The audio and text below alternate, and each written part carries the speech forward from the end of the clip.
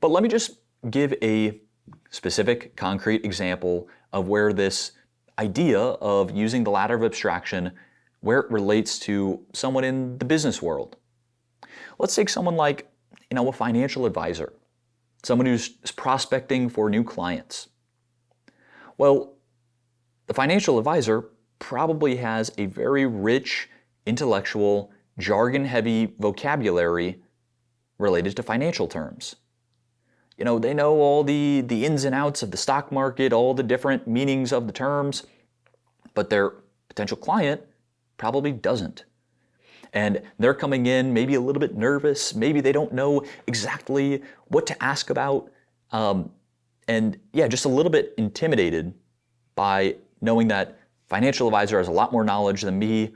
I could get taken advantage of. I may not understand what's happening, yada, yada. That financial advisor, they crucially need to understand how to use the lower rungs of the ladder of abstraction, to paint visual pictures, to explain ideas in a way that would make sense to anyone. And so the best way to do that is, I said it earlier, is by using metaphors or similes. And this is an incredibly powerful tool. If you're a speaker, if you're a salesperson, if you are if you're writing even dialogue, this can be very helpful. Essentially, when you're explaining something as a metaphor, what you're doing is you're combining an abstract term with a concrete term. And the example that comes to my head is evil is a spoiled apple, and one spoiled apple can ruin the bunch, or however that saying goes. But what I'm doing is taking evil, which is a very lofty, abstract word, comparing it to an apple, a rotten apple, which most people understand, ooh, gross, I can visualize that. And now we're saying, okay, evil and spoiled apple, kind of the same thing. Now picture in your head a spoiled apple ruining a bunch of good apples. Okay, I can visualize that.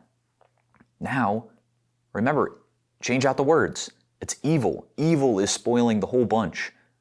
And maybe a spoiled apple is an evil person. And a bunch of apples are just regular people. Oh, now I understand that one evil person can make other people evil, or make other people kind of spoiled, in whatever sense you want to take that. So it was a little bit wordy, but that is what we do when we think of or explain a metaphor, is we're bringing different concepts together. Usually the foundation of that is something everyone understands.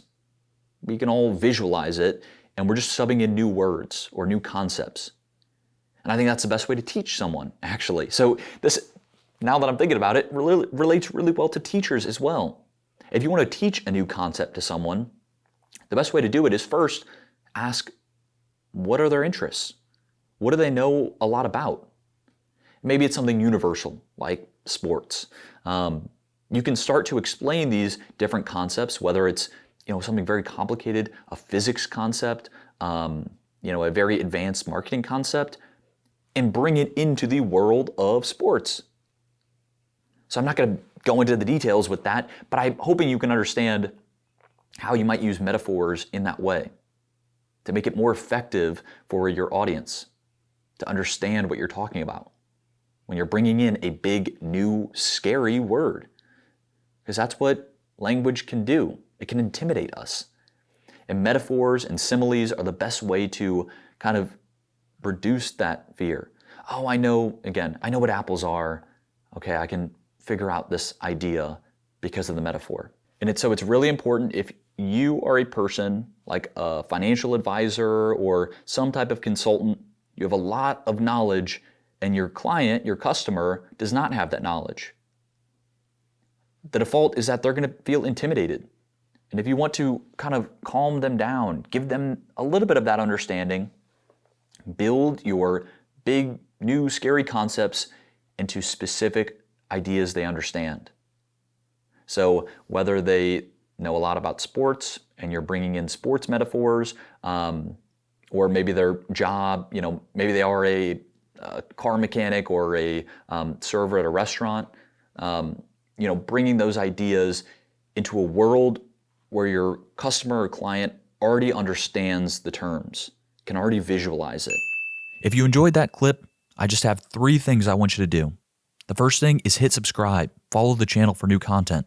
Second thing, go and watch the full episode. If you like this clip, you're probably going to enjoy what I talk about in the entire podcast. And the third thing, which I think is the most important, go and buy my new book, Off With His Head. It's on Amazon right now. Not only is it the best way to support this channel and the content I'm making, but I truly believe that it is a foundational book, something that can provide you existential security in an increasingly polarized and radicalized and chaotic world. This is a book of hope for people who are stuck living with a cynical worldview. We are living at a time where our rational mind is actually short-circuiting because of all the information overload we're receiving. We need more silence and stillness, not more information. Wisdom comes from the gap between thoughts, the gap between sounds, the gap between the news. And that is what I want to convey in this book. So if that sounds appealing to you, then go right now, click the Amazon link, go and buy that book. You will thank yourself later.